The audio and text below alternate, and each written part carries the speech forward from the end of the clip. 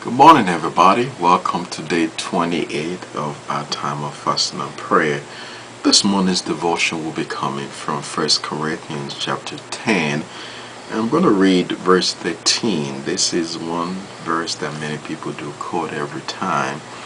And it says, "No temptation has overtaken you, but such as is common to man. And God is faithful.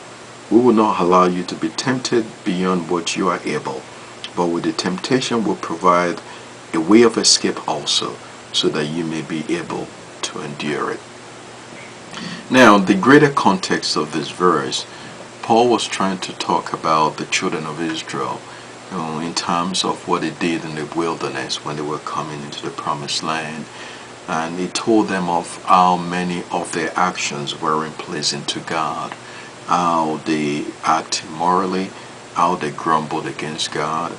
And he said all these things are written for us today, that the ages have come upon. In other words, as an example, that we don't repeat the same thing that they've done. And this is the context that now leads to verse 13.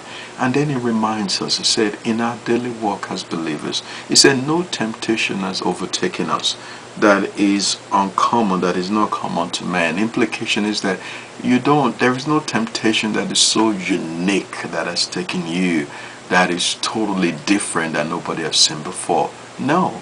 As a matter of fact, every temptation we face falls into three categories: the lust of the flesh, the lust of the eyes, and the pride of life. Every temptation we face, you can put it in those slots. Implication is this: it is not common.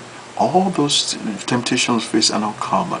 But what God is saying is that God is faithful in times when we go through temptation. God is faithful to create for us a way of escape in those midst of temptation. God does not want us to fall into temptation. He wants us to have power to overcome temptation. So what God does when temptation does come our way is that it gives us a way of escape. And usually the way of escape is pretty simple: flee from it. You might say, "Pastor, but it's tough." Yeah, you got to learn to understand that no temptation has overtaken you that you don't have no choice.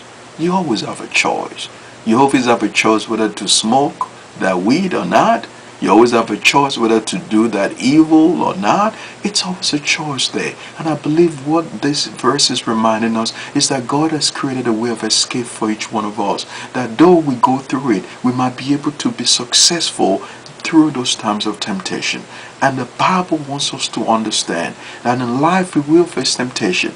But don't think that God we serve is not faithful. Don't think that God will serve has forgotten you, that temptation is just so horrible that you can escape. No, you can escape. The question always is, are you willing to take that way of escape? Are you willing to say no to your flesh and yes to God? Are you willing to negate your pride and be humble?